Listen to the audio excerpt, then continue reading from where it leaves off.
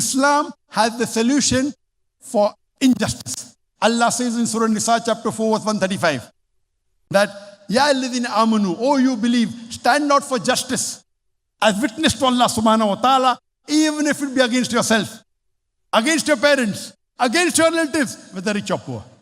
When you're doing justice, don't look at him whether he's your friend, he's your mother or a father, or your relative, or rich or poor.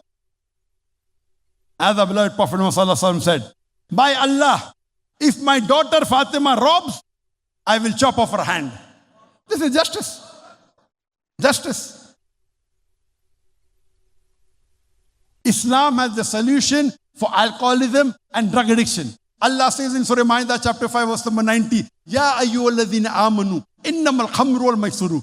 Oh, you believe, most certainly intoxication gambling. Wal ansabu wal azlamu, dedication of stones, divination of arrows, rishtum min amali shaitan. These are Satan's handiwork. Fashtanibu la'allakum tuflihun. Abstain from this handiwork that you may prosper. In Islam, alcoholism, drug addiction, it is prohibited. You know, every year, according to WHO, more than 4 million people die only because of alcoholism. America, a few decades earlier, they tried to ban alcohol, knowing it's very bad for health.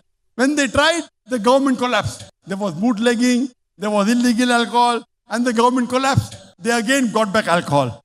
1400 years ago, our beloved Prophet Muhammad sallallahu alaihi wasallam, when he recited this verse of the Quran, Ya ayyuhalladhina amanu, innamal khamru wal maisiru. Oh, you believe, most certainly intoxicating gambling. Wal ansabu wal azlamu, dedication of stone, divination of arrows, rishtum min amali shaitan. These are Satan's handiwork. Fashtanibu la'allakum tuflihun. Abstain from this handiwork that you may prosper. Just because the Prophet recited the verse of the Quran, barrels of alcohol were emptied in Medina, never to be filled again. What America with all its power could not do for many years, a Prophet did with just one verse. One verse of the Quran he recited, and the barrels of alcohol were emptied in Medina, never to be filled again. Quran has the solution to the problem of fornication, of adultery, of prostitution. Allah says in the Quran in Surah Isra chapter 17 verse 32, come not close to adultery, for it's an evil opening other roads to evil. Come not close to adultery. Don't do adultery different. Come not close to adultery, because it's an evil opening other roads to evil. Quran has the solution to the problem of pornography,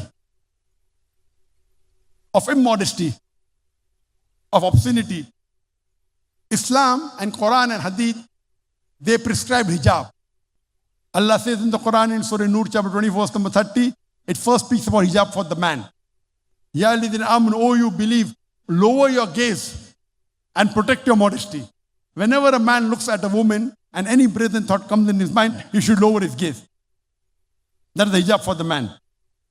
And for the woman, the next verse, Surah Nisa chapter 24 verse 31, say to the believing woman, she should lower her gaze and guard her modesty and display not the beauty except what appears ordinary of. There are basically 6 criteria for hijab given in the Quran and the Hadith. Number 1 is the extent. For the man, it's from the navel to the knee. For the woman, the complete body should be covered. The only part that can be seen are the face and hands up to the wrist. Some say that even the face should be covered.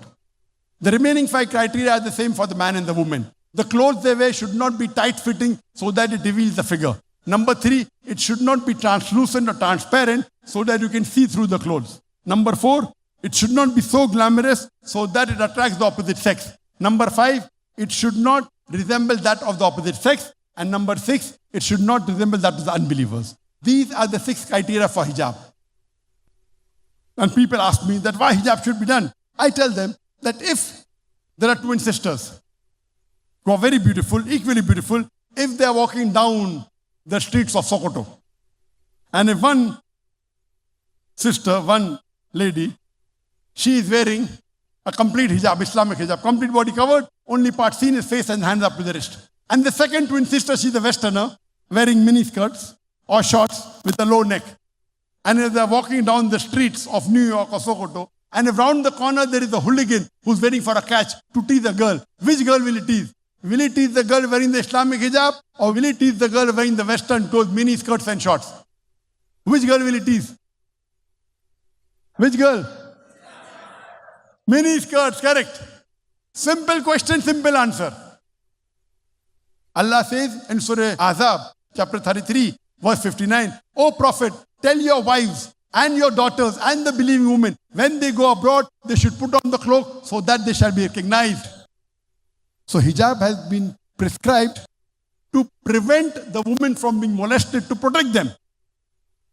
So Quran has the solution for obscenity, for eavesdropping, for pornography.